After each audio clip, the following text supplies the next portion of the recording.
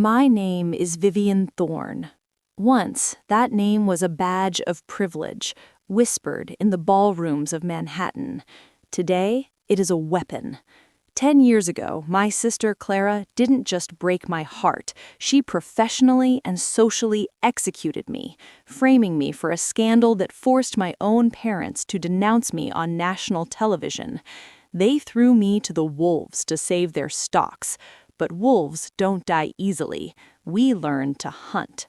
I built The Sovereign, a media empire dedicated to one thing, the unvarnished, brutal truth.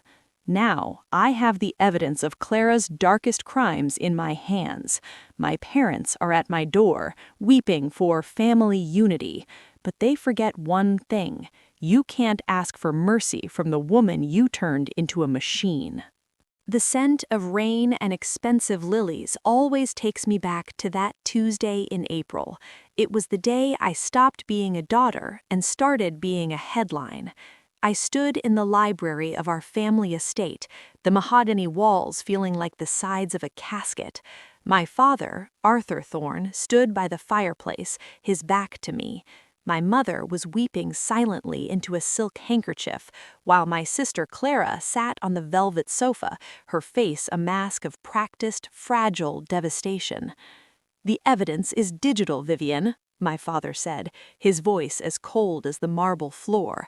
"The embezzlement from the foundation, the offshore accounts in your name, the leaked documents that nearly tanked our merger with the Sterling Group, it all leads back to your laptop, your IP address, your passwords." "I was framed, Dad," I whispered, my voice trembling with a mix of fury and disbelief. "Clara had my laptop for the entire weekend while I was in D.C. She's the one who handles the foundation's tech audits. Why aren't you looking at her?" Clara let out a jagged, pathetic sob. "How can you say that, Vivi? I tried to hide the discrepancies for weeks. I tried to fix your mistakes because I didn't want the family to fall apart.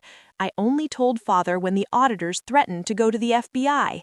I loved you. I trusted you." It was a masterclass in performance. At 23, I was naive enough to believe that the truth had its own gravity, that it would eventually pull everyone toward it. I didn't realize that in the world of the ultra-rich, perception is the only reality that matters. "We have reached a decision," my father said, finally turning to face me. There was no love in his eyes, only the calculated gaze of a CEO protecting his assets. "The board of the Thorne Foundation has demanded a public response. To save the company and the family name, we must distance ourselves, completely."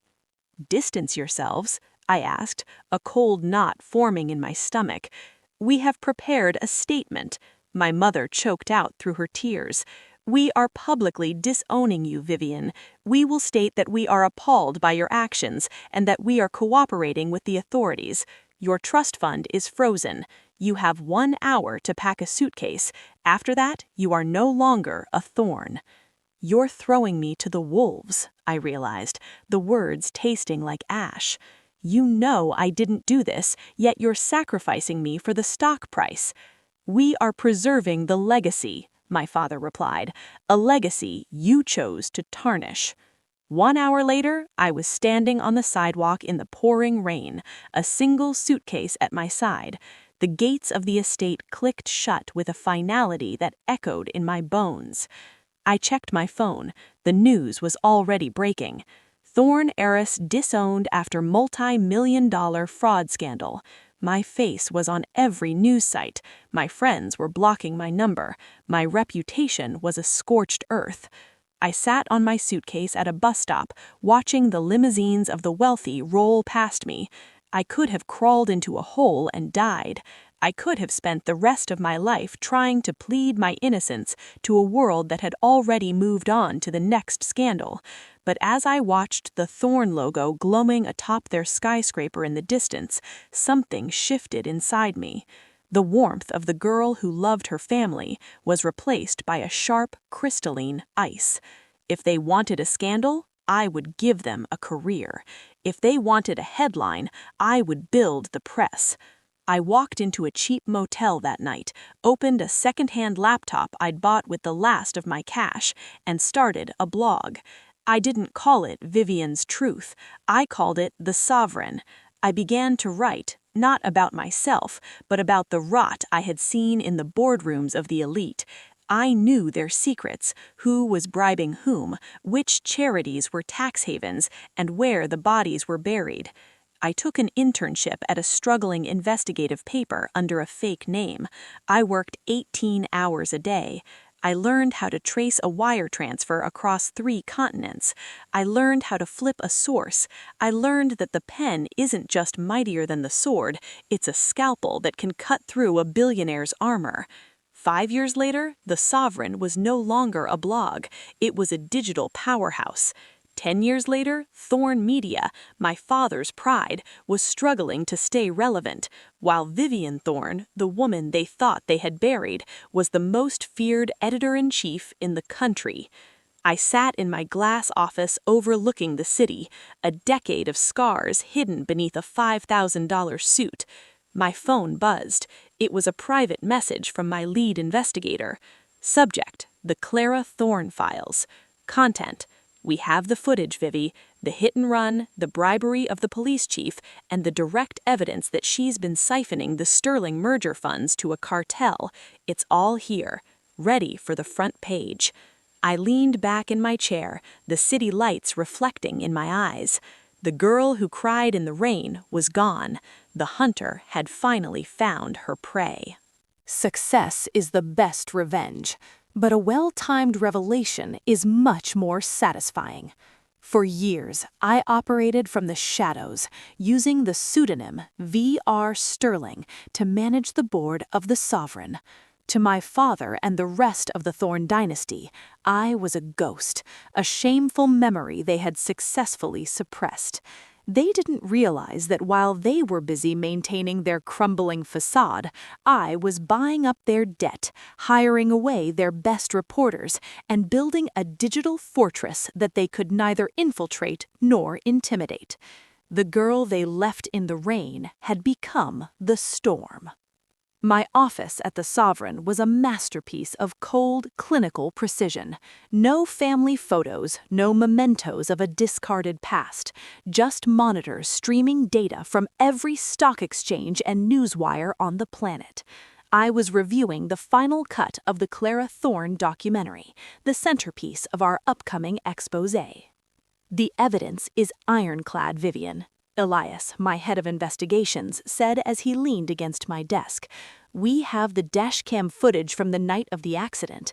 Clara didn't just hit that man. She stopped, looked at his body, and then drove off while calling the police commissioner on his private line. We have the bank records showing the $50,000 transfer to the commissioner's offshore account the next morning. It's not enough to just destroy her, Elias, I said, my voice as steady as a heartbeat. I want the world to see the anatomy of the cover-up. I want them to see how Arthur Thorn used the family foundation to pay for the silence. This isn't just about a hit and run anymore. It's about a criminal enterprise masquerading as a dynasty. My assistant's voice crackled over the intercom.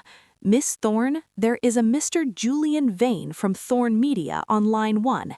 He says he wants to discuss a strategic acquisition of our parent company. He sounds desperate. I smiled. Julian Vane was my father's right-hand man, the one who had written the press release disowning me 10 years ago. He didn't know he was calling the woman he had tried to destroy. Put him through, I commanded.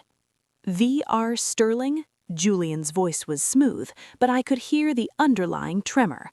I'll get straight to the point. Thorn Media is looking to diversify its digital portfolio. We've watched The Sovereign grow into a formidable force. We're prepared to offer you $300 million for a majority stake. It's a generous exit for a startup. $300 million? I leaned back, watching the light catch the edge of a crystal paperweight. That's a curious offer, Julian, considering Thorn Media's stock dropped 12% this quarter due to the Sterling merger's failure. It sounds less like an acquisition and more like a desperate attempt to buy our silence. What are you afraid we're going to find? There was a long silence on the other end. I don't know what you're implying, Sterling. We just value your editorial voice. We'd like to bring you under our umbrella. You'd have total creative freedom provided you don't pursue stories that cause unnecessary market volatility for our partners. I have no interest in your umbrella, Julian, I said, my voice dropping to a whisper. The Sovereign isn't for sale. Not for 300 million, not for 3 billion. In fact, you should tell Arthur Thorne to check his emails. He's about to receive a formal request for comment on a story we're publishing tonight at midnight. Wait, what story? Sterling, let's be reasonable. I hung up. 10 minutes later, my private cell phone, the one only my parents had the number to, began to ring. It was a number I hadn't seen in a decade, but it was burned into my memory. Arthur Thorne. I let it ring until the very last second. Vivian? My father's voice was older, raspier, but the arrogance was still there. Vivian, I know it's you. Julian told me about the call. We know you've been running the Sovereign. It was a clever trick, I'll admit. You've done well for yourself, considering how we left things. Is that your version of an apology, Arthur? I asked. I'm not calling to apologize for the past. I'm calling to warn you about the future. If you publish whatever lies you've gathered about Clara, you'll be destroying more than just her. You'll be destroying the foundation, the employees, and the Thorne name. We are your family, Vivian. Blood is supposed to be thicker than ink. Blood is exactly what Clara left on the pavement of Route 9, Father, and ink is what you used to sign the check that bought the police's silence. You didn't care about blood 10 years ago when you threw me to the wolves. You cared about the stock price. Well, now the stock price is in my hands. I will sue you into the Stone Age, he hissed. I will tie you up in court for the next 50 years. You can't sue the truth, Arthur, and I have enough capital to fight you until the sun goes out. Tonight at midnight, the world finds out who the Thornes really are. I hung up and walked out into the newsroom. The air was electric. My staff, the best investigative team in the country, were all at their stations, their eyes glued to their screens. They knew this was the big one. They knew we were about to topple a titan. Elias, I called out, prepare the front page layout. I want the headline in the largest font we've ever used. I want the video on autoplay. No paywall. This one is for the public. What's the headline, Vivi? I looked at the giant Thorne Media logo visible through the window of our skyscraper, glowing like a dying star. The Price of Silence, the Thorne family's decade of crimes. As the clock ticked toward 11 p.m., my mother appeared in the lobby of the building. My security informed me she was weeping, begging for 5 minutes of my time. I debated letting her stay in the cold, but a part of me, the part that hadn't quite turned to stone, wanted her to see what she had helped create. She entered my office, looking frail and broken. She didn't look like the woman who had stood by and watched me be exiled. Vivian, please, she sobbed, reaching for my hand. I stepped back. Clara is in a bad way, she said. She's not stable. If this comes out, she'll lose everything. Her husband will leave her. She'll lose the children. Is this really what you want, to break your own sister? She broke herself the moment she decided her life was worth more than the man she killed, I said. And you broke me the moment you chose her lies over my life. You didn't protect me, Mother. Why should I protect her? We were trying to survive, she screamed. The scandal would have ruined us all. And yet I survived, I said, pointing to the door. I survived without a name, without a penny, and without a family. And now I am the one who decides who survives tonight. You have 60 minutes to get home and watch the news. I suggest you call your lawyers. It's going to be a long night." She left, her sobs echoing in the hallway. I sat back down at my desk and looked at the clock. 11:59 p.m. My finger hovered over the publish button. For a split second, I thought about the girl in the rain. I thought about the life I could have had if they had just believed me. Then I remembered the smirk on Clara's face as I walked out the door 10 years ago. I pressed the publish button. The Sovereign turned red. The servers surged. Within seconds, the world knew the truth. The digital world doesn't bleed, but it certainly screams. Within seconds of the clock striking midnight, the Sovereign became the epicenter of a global earthquake. The server surged with such velocity that our IT department had to reroute traffic through 3 backup clusters just to stay online. It wasn't just a story, it was a reckoning.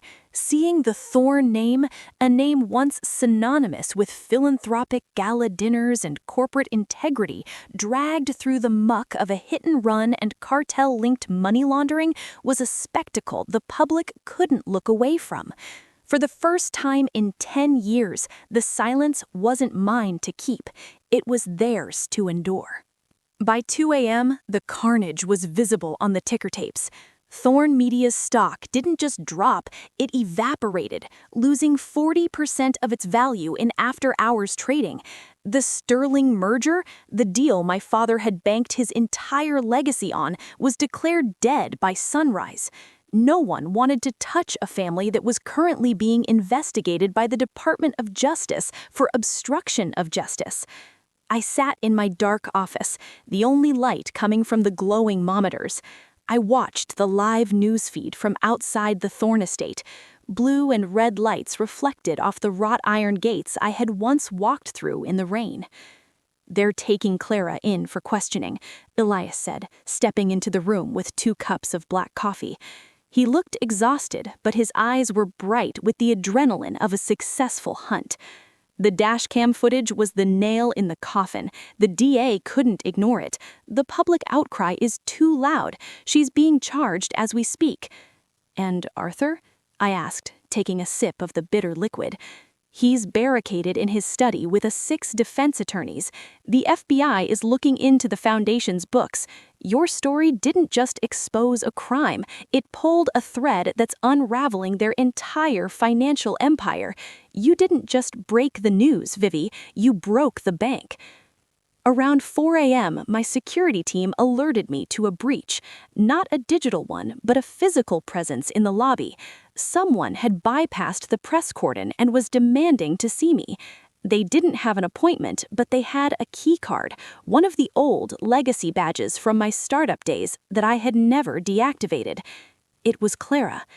She looked nothing like the polished socialite from the magazines.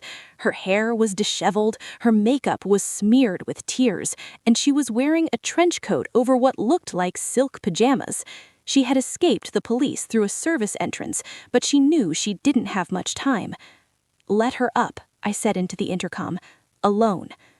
When she entered my office, she didn't scream. She didn't even look angry. She looked hollow. She stood in the center of the room, looking at the screens that were still scrolling through the evidence of her life's destruction. "You really did it," she whispered, her voice cracking. "You waited 10 years just to watch me burn. Was it worth it, Vivi? Does this make you feel better?" "It doesn't make me feel anything, Clara," I said, leaning back in my chair. "It's just the truth. I told you 10 years ago that I didn't steal that money. You laughed. You told me that no one cares about the truth if the lie is more profitable. I simply decided to make the truth more profitable than your life." "I have a son," she suddenly shrieked, her composure snapping. "He's 5 years old. Because of you, he's going to watch his mother go to prison. He's going to lose his home, his name, everything. How can you be so heartless?" "I'm not the one who hit a man and left him to die in a ditch, Clara. I'm not the one who used a child's hospital fund to pay off a dirty commissioner. You did those things. You were the one who gambled with your son's future the moment you decided you were above the law. Don't you dare blame me for the consequences of your own depravity." Clara stumbled back, clutching the edge of my desk. She reached into her pocket and pulled out a small, leather-bound notebook. Her eyes were manic now. "I have something," she panted. "A deal. Arthur, he's not just laundering money for the cartels. He's been keeping files on everyone. Senators, judges, the board members of your own investors. If you pull the story, if you issue a retraction saying the footage was unverified, I'll give you the book. You could rule this city, Vivi. You wouldn't just be a journalist, you'd be the queen." I looked at the notebook. It was the black ledger I'd heard rumors about for years. It was the insurance policy that had kept the Thorne family untouchable for decades. It was a map of every dark corner in the country. "You're offering me a bribe to become exactly like you," I said, a wave of disgust washing over me. "You think everyone has a price because yours was so cheap. You think I want to rule a city of shadows? Everyone wants power, Vivi. Don't lie to yourself." "I already have power," I said, standing up and walking toward her. I took the notebook from her trembling hands. "The difference is my power comes from the light. I don't need to blackmail people to get what I want. I just need to tell the truth about them." I walked over to the shredder in the corner of my office. Clara's eyes widened. "No, wait, that's our only leverage. If you destroy that, Arthur will go down for life. We'll lose everything." "Good," I said. I didn't shred it. I walked to the scanner and began uploading the pages directly to a secure server. "I'm not going to hide this, Clara. I'm going to publish it. Every name, every bribe, every secret. By tomorrow morning, your leverage will be public record. Your father won't have any friends left to protect him. He'll be lucky if he makes it to the trial before being lynched by the people he's been blackmailing." Clara collapsed onto the floor, sobbing hysterically. The reality of her situation had finally set in. She had come here to save herself, and instead she'd handed me the final nail for her father's coffin. The heavy thud of boots echoed in the hallway. My security team opened the door, followed by 2 detectives from the NYPD. "Clara Thorne," the lead detective said, stepping over her, "you're arrested for leaving the scene of an accident involving a death and tampering with evidence. You have the right to stay silent." She didn't remain silent. She screamed my name as they dragged her out. She cursed me. She pleaded with me. She called me a monster. I stood by the window and watched them put her into the back of a squad car. The sun began to rise over Manhattan, painting the skyscrapers in hues of gold and blood. My phone buzzed. It was a text from my father. "HL, you've won the battle, Vivian, but you've destroyed the house you were born in. I hope you enjoy sitting alone in the ruins." I didn't reply. I walked over to my desk and looked at the front page of The Sovereign. The analytics were staggering. 50 million unique visitors in 6 hours. I leaned over the keyboard and began to type the follow-up editorial. "The fall of a dynasty is never a tragedy. It is a cleaning of the slate. For too long, the Thorne name was a shield for the corrupt. Today, that shield is gone, and as the daughter who was discarded to protect that shield, I can tell you, the ruins are beautiful when the light finally hits them." I hit publish for the 2nd time that night. Then I turned off the monitors, walked out of the office, and for the first time in 10 years, I went home and slept. There is a specific kind of silence that follows a hurricane, a heavy, expectant stillness where the debris hasn't yet settled and the air smells of ozone and ruin. For the Thorne family, the storm was no longer passing, it had moved indoors.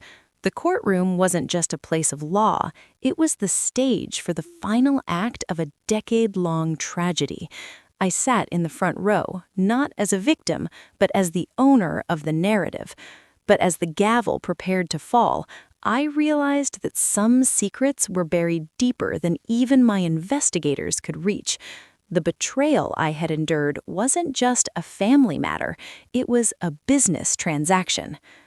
The atmosphere in the New York Supreme Court was suffocating. Every major news outlet was there, many of them now owned by the sovereign.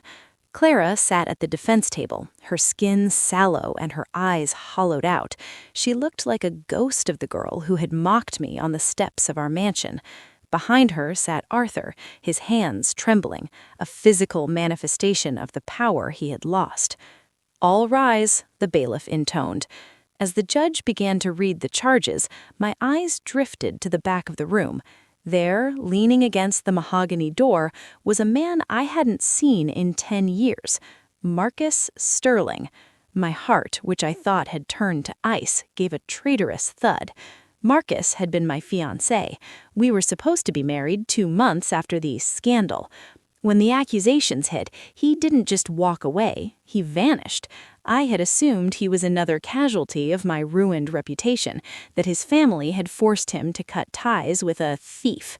Seeing him here, in the middle of the trial that was dismantling my family, felt like a glitch in the universe.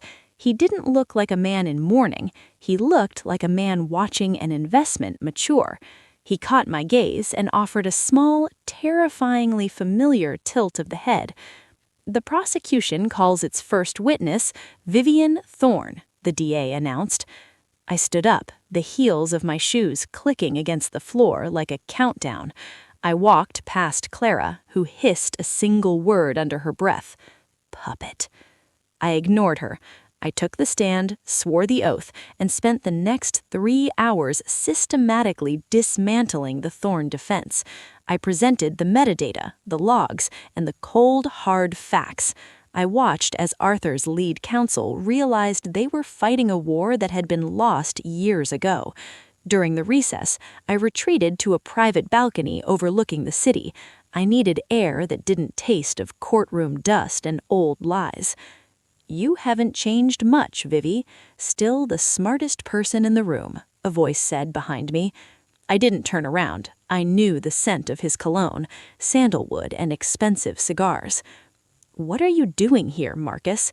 Did you come to watch the funeral of the Thorne name, or did you just miss the drama?" "I came to see the woman I created," he said, stepping beside me. He leaned against the railing, looking at the city as if he owned the skyline. "You think you built the sovereign out of spite, don't you? You think you crawled out of that motel room on your own." I turned to him, my eyes narrowing. "What are you talking about?" "The motel, the internship, the anonymous seed funding that kept your first servers running when the creditors were at the door." Marcus smiled, and for the first time I saw the predator behind the charm. "Did you really think a 23-year-old with a ruined name could build a global media empire without a patron? I didn't leave you because of the scandal. I left you because you needed to be hungry. You needed to be the ghost in the machine." The world tilted. The anonymous donor who had saved the sovereign 5 years ago, the one I had spent years trying to trace, had been him. "Why?" I whispered. "Because the Thorne-Sterling merger was a mess. Your father was too old, too stubborn. Clara was a liability. I needed someone to burn the house down so I could buy the land for pennies. I needed a Thorne who hated the Thorns. I needed you." I felt a wave of nausea. My entire self-made journey, my rise from the ashes, it wasn't just my revenge, it was his strategy. I was the weapon he had forged to destroy his competitors from the inside. "So the files I found, the dashcam footage, you leaked it to my investigators, didn't you?" "I gave you the tools, Vivian. You're the one who used them," he shrugged. "And now Thorne Media is bankrupt. Tomorrow, Sterling Global acquires their assets for 5 cents on the dollar. You got your justice, and I got the market share. Everyone wins." "Everyone except the truth," I said, my voice shaking with a new kind of rage. "You used my trauma as a business plan. You let me believe I was alone for a decade just so you could profit from my anger." And look what you achieved, he gestured to the court below. You're the most powerful woman in media. We could rule together now. The merger of Sterling and the Sovereign. Imagine the control, Vivi. I looked at him, the man I once loved, and I saw the same rot that lived inside my father, the same belief that people were just chess pieces to be moved across a board. I'm not your partner, Marcus, I said, stepping closer until I could see the cold light in his eyes. I'm not your creation. You forgot the first rule of the press. Once the light is on, you can't control where it shines. I walked away from him, back into the courtroom. The judge was ready to deliver the verdict. Clara was found guilty on all counts. Arthur was indicted for money laundering and obstruction. The Thorne name was officially dead. But I wasn't finished. I sat at my laptop in the gallery, my fingers moving with a frantic, desperate speed. I didn't look at the newsfeed. I looked at the Sterling Global internal servers I had gained access to months earlier while investigating my father. I hadn't looked at them deeply because I didn't want to see Marcus's name. I had been protecting a ghost. I found it. A folder labeled Project Phoenix. Inside were the wire transfers to Clara 10 years ago, the payments to the hackers who framed me. Marcus hadn't just watched the scandal happen, he had financed it. He had manufactured my ruin so he could manufacture my rise. He had broken my life just so he could be the one to sell me the pieces to fix it. I felt a cold, crystalline calm settle over me. Vivienne, my father whispered from the defense table as his handcuffs were placed on his wrists. Help me, please, you have the power now. I looked at him, then at Marcus, who was smiling at me from the back of the room, waiting for me to join him in his victory lap. I stood up, but I didn't go to either of them. I walked to the press box where my own reporters were waiting for a quote. Ms. Thorne, any comment on the verdict? The verdict is just the beginning. Tonight, the Sovereign publishes a new story. It's not about the Thornes, it's about the man who pulled their strings. It's called The Sterling Conspiracy. And unlike my family, Marcus Sterling won't have a sister to blame when the truth hits the front page. I walked out of the court, leaving Marcus's smile to die on his face. I was the ghost in the machine, but I was finally writing my own code. The most dangerous enemy is the one who thinks they built you. Marcus Sterling didn't just want my company, he wanted my soul to be a subsidiary of his own. He believed that because he provided the soil for my rebirth, he owned the harvest. But he made a fundamental error in his calculations. He thought my hunger for the truth was a product of his manipulation. He didn't realize that truth isn't something you manufacture, it's something you survive. The war with my family was a street brawl. The war with Marcus would be a game of digital chess played in the dark. Within an hour of my departure from the courtroom, the retaliation began. This wasn't the clumsy, desperate flailing of my father. This was the cold, surgical strike of a tech titan. At 4:15 p.m., the Sovereign servers suffered a massive DDoS attack, a tidal wave of artificial traffic designed to drown our voice. At 4:30 p.m., 3 of our primary lenders, banks heavily influenced by Sterling Global, called in our lines of credit, citing unstable leadership and reputational risk. I sat in the middle of the newsroom, the air thick with the smell of ozone from the overheating server racks. Status report, I barked, my voice cutting through the panic. The firewall is holding, but barely, Elias said, his fingers flying across the keys. They're hitting us with everything they've got, Vivi. This isn't just a hacker group. This is state-level sophistication. Marcus is trying to erase us from the internet before we can hit publish on the Sterling conspiracy files. He's trying to kill the messenger because he can't kill the message, I said, leaning over his shoulder. Elias, switch the publication to the Hydra protocol. Don't just host it on our servers. Fragment the data. Send the encrypted pieces to every independent news outlet we've ever partnered with.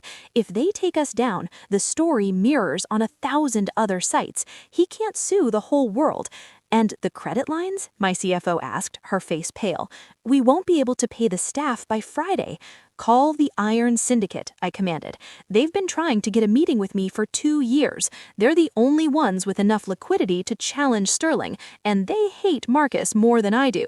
The Iron Syndicate was a group of old money investors whom Marcus had pushed out of the market during his rise.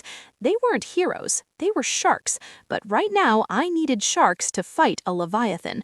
At 7 p.m., I met their representative in a dimly lit underground garage. It was a cliché, but in a world of total surveillance, the only safe place is where the cameras don't reach.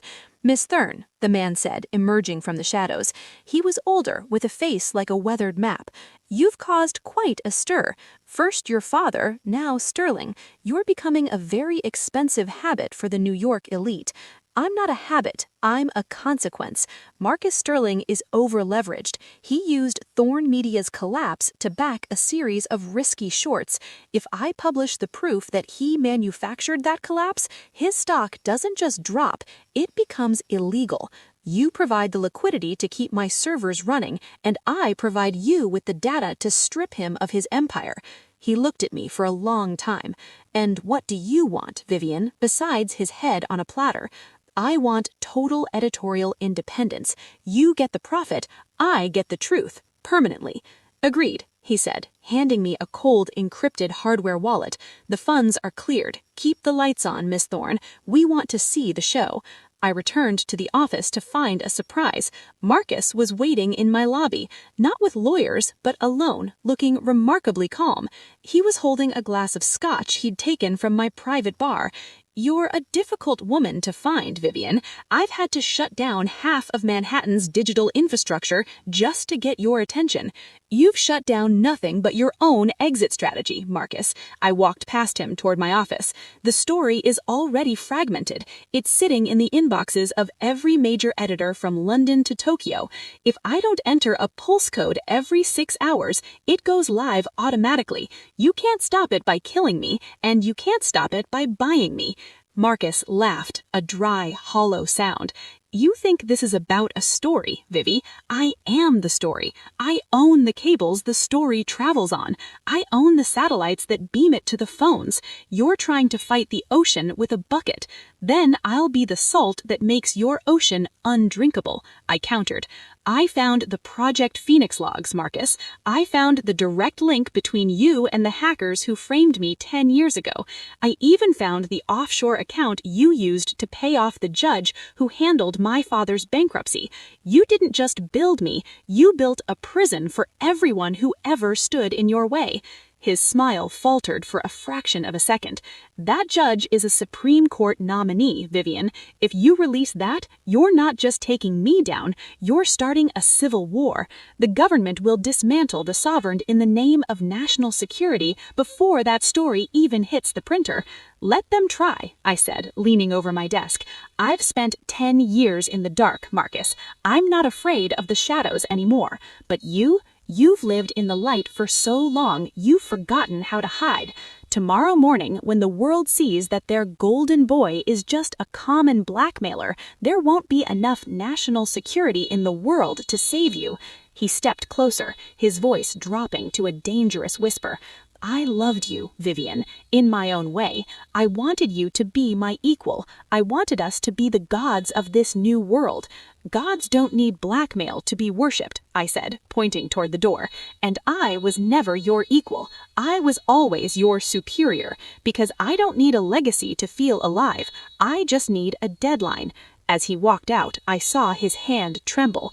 For the first time, the architect was afraid of the building. I turned back to my monitors. The clock was ticking toward the midnight release. "Elias," I said, my voice resonating with a new power, "initiate the final upload and call the DOJ. Tell them the Oracle has a gift for them, a gift that's going to rewrite the history of New York. The shadow war was over. The light was coming, and it was going to be blinding." The world of high-stakes journalism is built on a paradox. To tell the truth, you must often live a lie. But for the first time in my life, I was done with masks. The Hydra Protocol was my insurance policy, a decentralized digital bomb that ensured even if I was erased, the truth would survive. I expected the lawsuits. I expected the smears. I even expected the threats to my life. What I didn't expect was that Marcus Sterling, a man who prided himself on logic and strategy, would descend into the primal, desperate tactics of a cornered animal. Midnight struck. The Hydra Protocol initiated.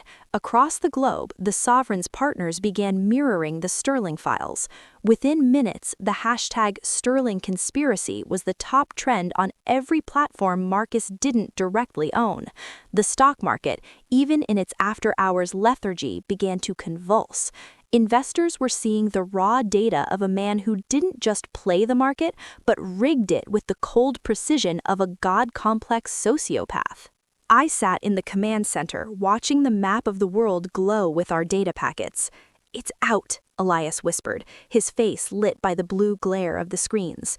"The DOJ has already confirmed they are reviewing the files. Marcus is done, Vivi. There's no coming back from this." "He's not the type to go quietly, Elias," I said, my eyes fixed on a blinking red light on my private console. "Check the perimeter security. My phone vibrated. Not the work phone, not the burner, the old, dusty handset I kept for the Thorne family, the one I had almost thrown away a dozen times. It was a video call. I swiped the screen. The image was grainy, illuminated by the harsh fluorescent lights of a basement I recognized instantly. It was the wine cellar of the Thorne estate, the place where my father used to celebrate his biggest deals. But there was no celebration now. My mother and father were tied to heavy wooden chairs, their mouths taped, their eyes wide with a terror that bypassed all their social conditioning. Then Marcus's face drifted into the frame. He looked different. The mask of the polished billionaire had slipped, revealing a jagged, frantic edge. "They're quite pathetic when you strip away the silk, aren't they, Vivian?" Marcus said, his voice echoing through the cellar. "Tell them to let them go, Marcus," I said, my voice dropping to a low, dangerous frequency. "This is between you and me. Bringing them into this doesn't stop the files. The world already knows." "The world knows what I did," he hissed, leaning closer to the camera. "But the world doesn't have the decryption keys to the Project Phoenix offshore ledgers. Only you have those. If you don't kill the feed, if you don't issue a statement saying the data was hacked and corrupted by a third party, your parents won't live to see the sunrise." "You're a kidnapper now, Marcus?" I asked, my mind racing through every contingency. "You've gone from a chess player to a thug. You're proving everything I wrote about you." "I'm a survivor," he screamed. "I built an empire. I won't let a girl I created pull it down. You have 20 minutes, Vivian. 20 minutes to choose, the story or the people who gave you life." He cut the feed. The newsroom went silent. My team looked at me, their faces a mixture of horror and pity. They knew the choice I was facing. They knew that if I killed the story now, the Sovereign was dead. My credibility would be shattered, the ironclad evidence would be labeled as fake news, and Marcus would win. But if I stayed the course, I was signing a death warrant. "Vivi," Elias started, reaching for my hand. We can find them. We'll call the FBI." "The FBI will take an hour to mobilize, and Marcus has eyes in the precinct," I said, my heart pounding against my ribs like a trapped bird. I looked at the monitors. The truth was cascading across the planet. Millions of people were finally seeing the light. I looked at my father on the frozen screen, the man who disowned me. I looked at my mother, the woman who watched it happen. 10 years ago, they had sacrificed me for their reputation. Now, the universe was asking me if I would sacrifice them for the truth. "Elias, can you trace the signal?" "He's using a military-grade scrambler, Vivi. I can narrow it down to the estate, but that cellar is reinforced. If we send a team in, he'll hear them coming." I closed my eyes. For a second, I was back in the rain, 22 years old, feeling the weight of a suitcase and the sting of a slap. I remembered the coldness of their betrayal, but then I remembered the way my father used to read to me before the greed took him. I remembered my mother's scent before the gin and the social climbing replaced it. "I won't do it," I whispered. "You're going to let him kill them?" Elias gasped. No, I said, standing up. I'm not killing the story, and I'm not letting him win. Marcus thinks he knows me. He thinks I'm either the victim he framed or the hunter he created. He's forgotten that I'm a thorn, and thorns know how to play the long game. I grabbed my coat and a small silver flash drive from my safe. Elias, keep the Hydra protocol running. Don't stop it for anything. Even if I call you and tell you to stop, don't. That's an order. Where are you going? I said to finish the story. Marcus wants a trade? I'll give him a trade, but not the one he's expecting. I drove to the Thorn estate alone. The gates were open, an invitation to a trap. I walked down the stone stairs to the cellar, the air growing colder with every step. Marcus was waiting. He had a gun in his hand, pointed at my father's temple. My mother was shaking so hard the chair was rattling. You're late, Vivian, Marcus said, his eyes bloodshot. Did you kill the feed? I did something better, I said, holding up the silver flash drive. This contains the only copy of the Phoenix keys, not fragmented, not encrypted. Total access. You take this, you can wipe the servers from the inside. You can rewrite the history of Sterling Global. Marcus's greed, the very thing I had relied on, flickered in his eyes. He wanted the keys. He wanted to be the architect again. Give it to me, he demanded, reaching out. Let them go first, I said, my voice steady. They're useless to you once you have the keys. They're just witnesses to a kidnapping charge you can't afford. Let them walk out of that door and the drive is yours. Marcus looked at the drive, then at my parents. He nodded to his guard. The tape was ripped from their mouths. Vivian, my father groaned, his voice breaking. I'm so sorry. I was wrong. I was so wrong. Go, Dad, I said, not looking at him. Take Mom and go. Don't look back. As they stumbled out of the cellar, I felt a weight lift. Not the weight of the past, but the weight of the debt. I had saved them. Now I was truly free of them. I turned back to Marcus, who was clutching the drive like a holy relic. He plugged it into his laptop, his fingers trembling with anticipation. Finally, he whispered, I'm back in control. He hit enter. The screen didn't show the keys. It showed a single high-definition image, the dashboard of the Sovereign's live stream. What is this? Marcus screamed. It's a live feed, Marcus, I said, pointing to the hidden camera in my coat button. You just confessed to kidnapping, extortion, and the Phoenix conspiracy to an audience of 12 million people. And the drive, Marcus? It wasn't a key. It was a virus. It just uploaded your location and your private server's back doors to the FBI. The sound of sirens erupted from the driveway. There is a moment in every high-stakes investigation where the data stops being abstract and becomes physical. The sirens outside weren't just a sound, they were the heartbeat of a dying era. Marcus had spent his entire life building walls, legal, digital, and social, to keep the world at bay. But as the blue and red lights flickered against the damp stone walls of the cellar, he finally realized that the walls were closing in. He wasn't the architect anymore. He was the occupant of a collapsing structure. And a man who has lost his empire often decides that if he can't rule the world, he will at least burn his enemies in its ruins. The sirens were getting closer, the gravel of the driveway crunching under the weight of tactical vehicles.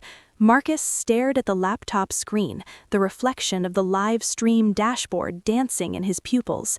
He looked at the silver drive, then at me. The realization that he had been played, not by a business rival, but the victim he thought he had mastered, turned his face into a mask of pure, unadulterated rage. You think this is a victory? He whispered, his voice vibrating with a terrifying calm. He slowly stood up, the gun in his hand no longer pointed at my father's empty chair, but directly at my chest.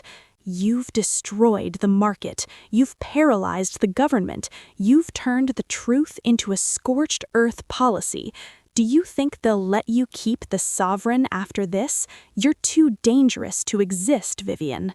I'm not the one holding a gun in a basement, Marcus, I said, my heart hammering against my ribs, but I kept my hands visible. The truth isn't dangerous to the world, it's only dangerous to men like you who built their throne on a foundation of corpses.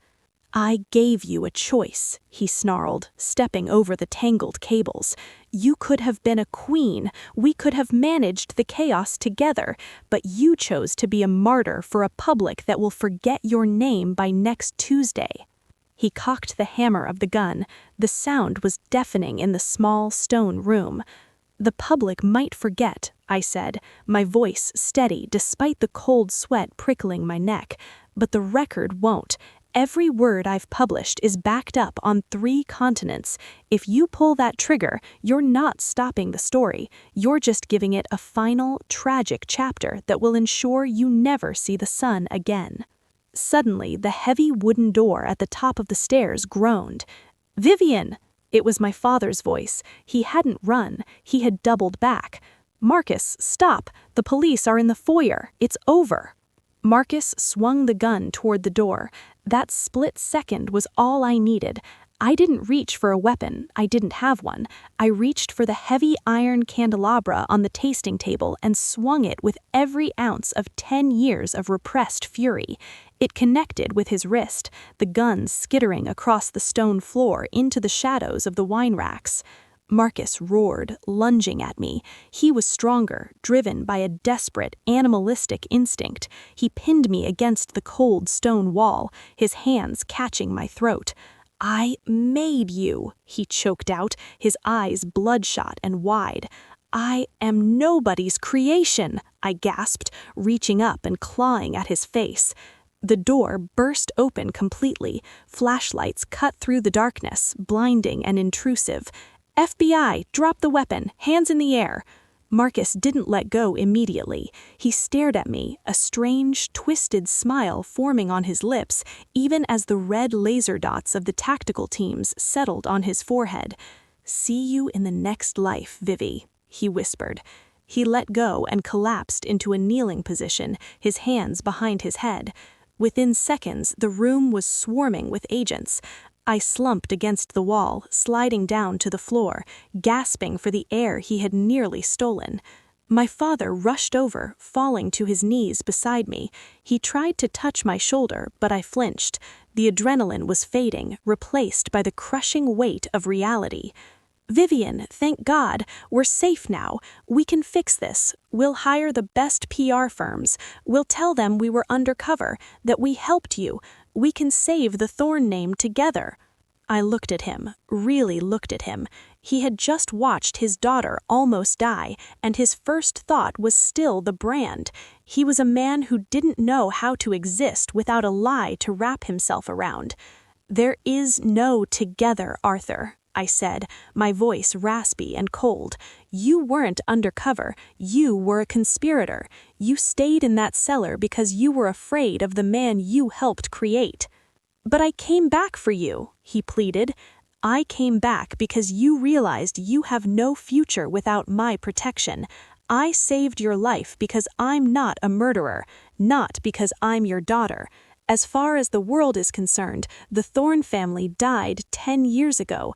I'm just the one who finally filed the death certificate." I walked out of the cellar, past the agents bagging evidence, past the man who used to be my fiancé as they led him away in handcuffs. He didn't look at me, he looked at the floor, the architect of a prison he would now spend the rest of his life in. Outside, the night air was crisp and clean. The media was already there, held back by a perimeter of police tape. They saw me, disheveled, bruised, and covered in the dust of my old home. The flashes started, a rhythmic, blinding pulse. My mother was sitting in the back of an ambulance, wrapped in a shock blanket. She looked at me with a mixture of shame and hope. I didn't stop. I walked straight to my car, where Elias was waiting, his laptop still open on the hood. The story is trending at 90% saturation. The sterling stock has been delisted. The SEC is freezing every asset associated with Project Phoenix. It's a total wipeout, Vivi. You did it. "Not yet," I said. "I need to finish the record." "Now? You need a hospital, Vivian." I need to finish the record before the spin doctors start trying to make sense of the rebel. I took the laptop and sat in the back of the car. I didn't write about the kidnapping or the gun. I wrote about the cycle of silence. I wrote about how power, when left in the dark, becomes a parasite that eats the host. I looked at the Thorn mansion, the house of my childhood, the place of my exile. It looked small now, just a building. I hit enter on the final update. The truth is often ugly, and it is rarely kind, but it is the only thing that belongs to us. Today, the Sovereign ends its investigation into the past, and tomorrow we begin investigating the future. And to those who think they can hide behind a name, we are watching. They say it takes a decade to build a reputation, and only a second to destroy it. I learned that it takes exactly 10 years and 1 night to dismantle a world built on lies. 1 year has passed since the night at the Thorn estate. The headlines have moved on, as they always do, but the landscape of power in this city has been permanently altered. The ruins of the Thorn and Sterling empires have been picked clean by creditors and federal prosecutors. And I am no longer the girl in the rain or the ghost in the machine. I am the woman who owns the light. I stood on the rooftop terrace of the new Sovereign headquarters. It wasn't a skyscraper built to intimidate. It was a structure of glass and steel designed for transparency. Below me, the city was a grid of glowing veins, a reminder that information never sleeps. My assistant walked out with a tablet. The final sentencing came through this morning, Vivian. Arthur Thorn, 15 years. Clara Thorn, 25, with no possibility of parole for at least 15, and Marcus Sterling, she hesitated, life without the possibility of parole. The conspiracy and kidnapping charges were the final nail. I took the tablet and looked at their mugshots. They looked like strangers. The glamour had been stripped away, leaving only the raw, tired faces of people who had gambled their souls and lost. I felt no joy, only a profound sense of closure. The debt was paid. "And the Thorn Sterling assets?" I asked. "As per your instructions, the acquisition is complete. The Sovereign now owns every printing press, every satellite, and every digital domain that once belonged to them. You now control over 60% of the nation's news flow." This was the moment Marcus had envisioned, the total monopoly. He wanted it for control. I wanted it for something else entirely. I walked back inside to the main newsroom. It was the largest in the world, filled with hundreds of journalists I had vetted personally. They were the hungry, the honest, and the outcasts, people like the girl I used to be. I stepped onto the central podium. Every screen in the building, and every screen we owned across the globe, switched to a live feed. 10 years ago, my voice clear and resonating through the speakers, I was silenced by a name. I was told that the truth was a liability and that perception was the only thing worth protecting. For the past year, the Sovereign has fought to prove the opposite. We have dismantled dynasties and exposed the rot in our highest institutions. I paused, looking into the lens of the main camera. But absolute power is the very thing we fought against. Today, I am making my final executive decision as the owner of this empire. I am announcing the Veritas decentralization. As of this moment, the Sovereign is no longer a private corporation. I am converting all our assets into a public trust, governed by an independent board of journalists, academics, and ethicists. A collective gasp rippled through the newsroom. I was giving away a multi-billion-dollar empire. I was giving away the very power Marcus had killed for. I stepped out of the newsroom as the chaos of 1,000 questions erupted behind me. Elias followed me to the elevator, looking stunned. "Vivi, you're walking away? After everything? You could have been the most powerful person on the planet."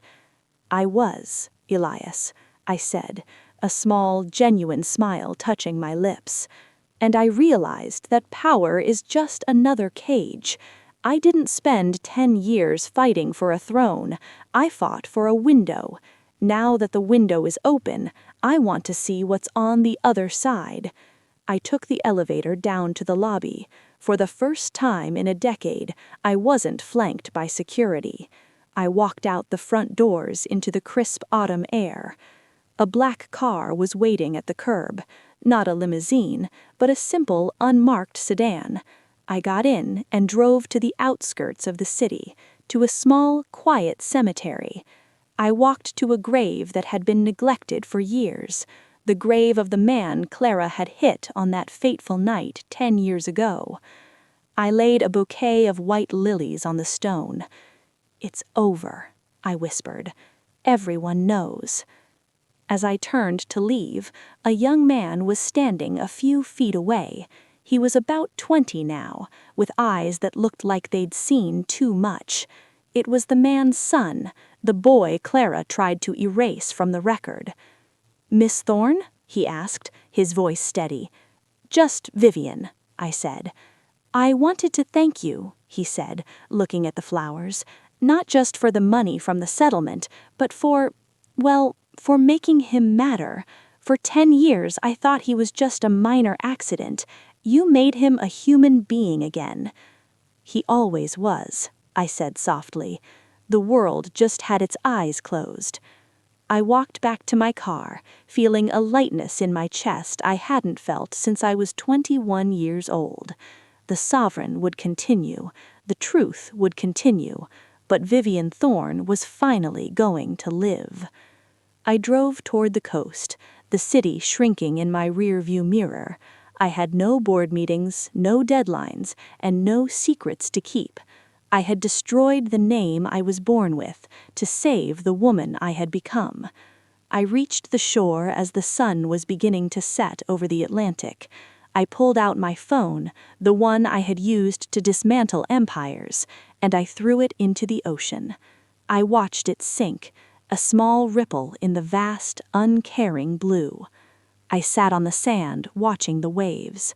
The truth had set me free, but the freedom was the hardest part of the journey. My name is Vivian, and for the first time in my life, I am not a story. I am just a person, and that is the greatest truth of all.